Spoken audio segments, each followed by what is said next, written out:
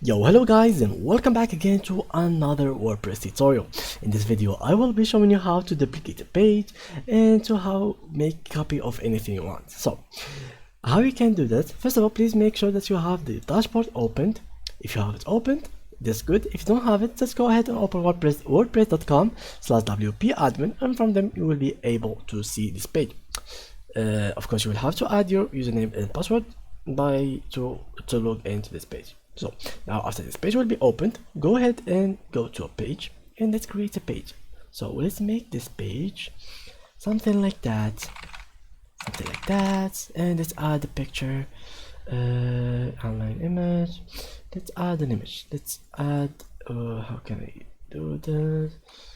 Add image, upload, and let's do this. So something like that will be good. So click on publish and let's wait in here. Let's check. Okay, this is good and it is published. So now what you have to do is go to all pages, and let me remember, this is, I think this is the page 11 seconds ago. So what you have to do is, for example, you click on it and you can make whatever option here you want to do.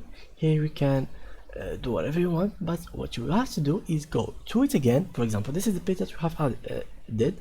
So what you have to do is copy each one of these. So we have selected all of these, so we can do something like that. And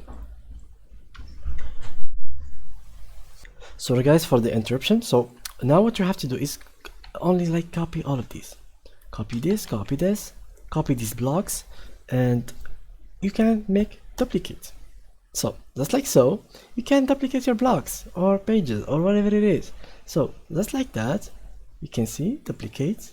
You can copy them or just do it the simple way, which is something like that, paste, but it will not work. So what you have to do is copy these two, duplicate.